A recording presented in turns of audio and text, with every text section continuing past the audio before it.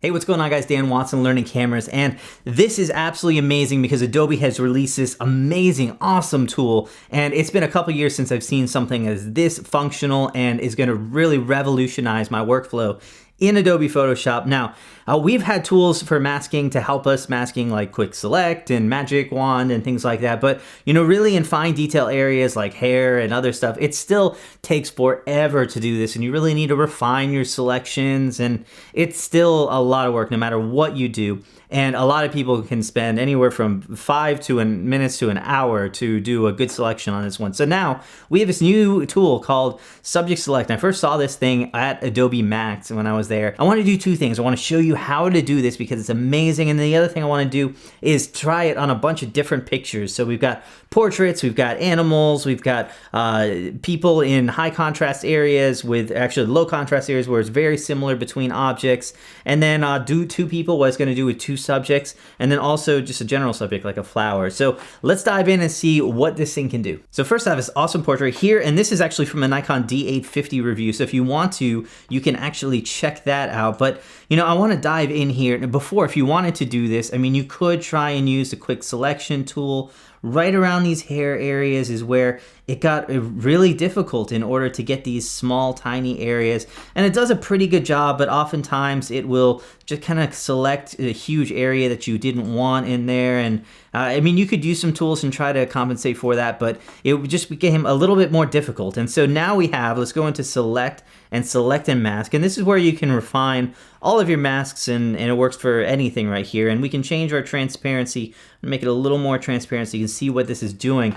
Now, right up here is going to be the key right here. And if you have Adobe CC, you need to update this today and click on subject, select subject. And that is going to basically use the power of Adobe Sensei, and it's going to find my subject inside of this image. I swear I've seen a lot of stuff in my life, but that was awesome. Here it is, just like that. We've got this amazing capture. This took out tons of the amount of time that it would normally take me in order to do this. And so let's kind of zoom into these areas and see how it did. We can even increase this transparency a little bit more to see how we're doing. Taking a look at some of these areas right in here, this is a little bit of an area where it messed up. But the good thing is, because we're in our selection tool, we can actually come right in here and get our brush, and we can just kind of brush back in these areas where we think it should go.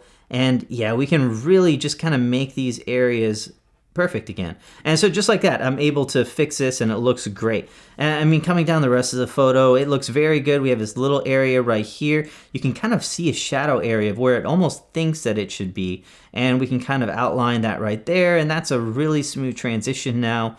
And just like that, I'm able to do this really quick transition and get a nice mask on her. And then also we have our normal masking tools. So right here, I can change my smoothing. I can feather that out a little bit, and I'll come back in here. Yeah, we can change the feather. We can change the contrast on this and shift our edge out. And so all of these tools are going to be available to us. And so really quickly, we can just get this amazing mask image that we can use for something else. Now, let's go try it on another subject. This is a little bit different. This is from my Nikon D7500 review if you want to check that out. But let's go ahead and do the same process. We're going to go into select and mask.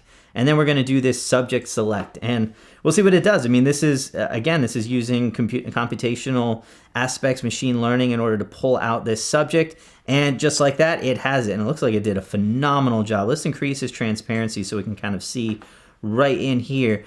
And yeah, there's some little areas right in here where I guess we could go in and fine tune these just a little bit. Again, we can feather this out and shift the edge out just a little bit more. And really, we are able to isolate our subject extremely well. So if I wanted to just use this to lift the exposure, we have this amazing mask just on my subject in a matter of seconds. So it did a pretty good job in there. And again, we can use these little quick selection areas right in here to see if we can mask out areas or increase areas. And just, yeah, I went a little too far on that one, so we'll bring those back in. But yeah, you can fine tune these as much as you need to, and it works really well. So that's great. It did a pretty good job on an animal as well. And let's pull this in because this is a pretty tough one, because honestly, there is not a lot of contrast difference between my subject and the background here. This is from the Sony A9, and we will go ahead and go into select and mask, and then subject select as well.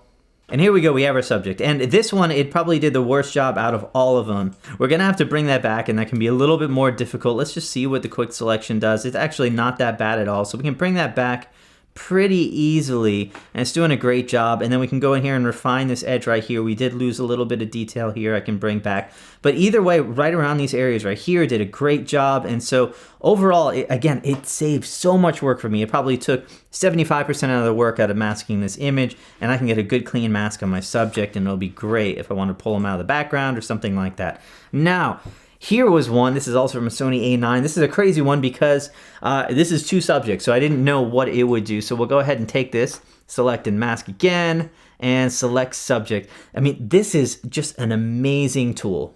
And there we go. Just like that, we have our subject mask, and we can look over here and see it actually did an amazing job at pulling this guy out. We can feather those edges a little bit and smooth some of those over, and we have an unbelievable mask in just seconds from this thing. So yeah, I mean, I am blown away by the power of this. You can see it actually missed this area right in here. So if we wanted to, we could come in, hold down Alt and get that quick selection, and we're gonna basically minus this area right in here.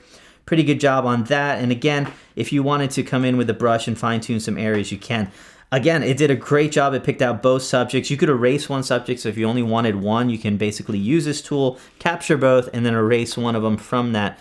Now, last one right here. What do we do with a subject that isn't an actual subject? And we'll go into this again, select and mask, and select subject, and we'll see what this thing can do.